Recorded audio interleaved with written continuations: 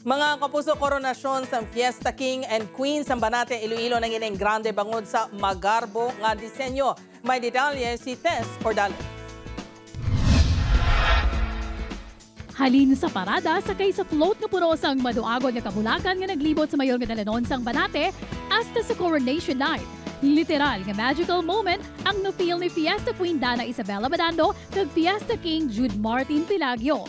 Ang ordinaryo nga gymnasium sang Banwa sa isa kagabi nag-transform into a palace nga napalibutan sang kabulakan.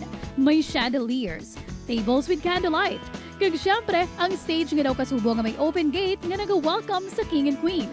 Ang Fiesta Queen nakasuksok sa white and blue ball gown. Ang King naman, elegante suksok ang white suit. Hasta nga nagabot na, ginahulat-hulat sang tanan ang pagkorona sa reyna.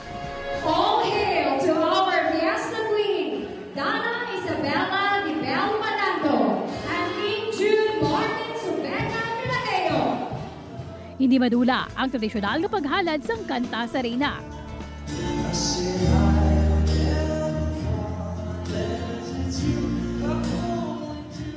Ang ining magical moment nakakuha ang atensyon sa netizens. May pila nga napasana all. Kag iba naman nagpahayag nga daw kasubo nga debut ang ila na saksihan. #worth it ang tarang nga pagpangabudlay sa organizers. Halin sa nagdisenyo sang gowns and suits, nag-makeup sa ila, nagdisenyo sang venue, photographers kag videographers. Bangod na presyar sang netizens kag mga bisita ang magical coronation night nga once in a lifetime lang sa kabuhi sang King and Queen sang Banwa. Samtang sa ginaandan sa tag sa kafiesta, sa sulod gid sang gym ginahiwat ang binayle. Apang mangod sa grande nga disenyo sang koronasyon, sa esplanade nilang inigin patigayon.